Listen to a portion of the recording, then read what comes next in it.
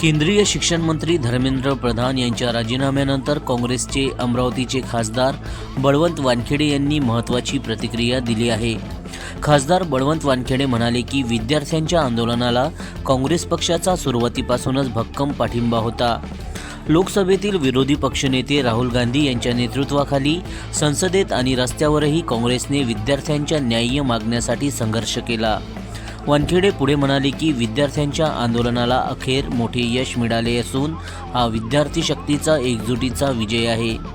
तसेच पुढील आंदोलनाबाबत निर्णय राहुल गांधी घेतील आणि त्यांच्या मार्गदर्शनानुसार काँग्रेस पक्ष पुढील भूमिका निश्चित करून आंदोलनाची दिशा ठरवेल असेही त्यांनी स्पष्ट केले.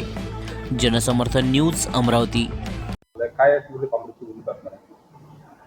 हे जे झालं आहे हे जे विद्यार्थी तरुण 25 ते 20 ते 22 दिवसापासून सातत्यानं आंदोलन करत होते, त्या आंदोलनाला भक्कम असा पाठिंबा काँग्रेस पक्षाच्या वतीनं दिला.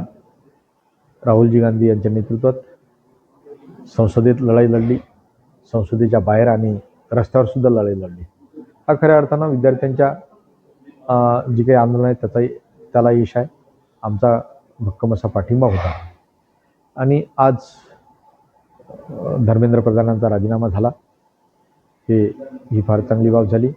विद्यार्थ्यांना काही अंशी, कारण त्यांच्यावर जे लाठीमार झाला किंवा त्यांचे जे आर्थिक नुकसान झालं, मानसिक झालं, तो भाग वेगळा, पण काही अंशी त्यांना दिलासा मिळालेला आहे. याच्यानंतर राहुलजी गांधीजी पक्षनिश्चित ठरवतील त्या पद्धतीनं ती आंदोलन पुढे नेलं जाईल.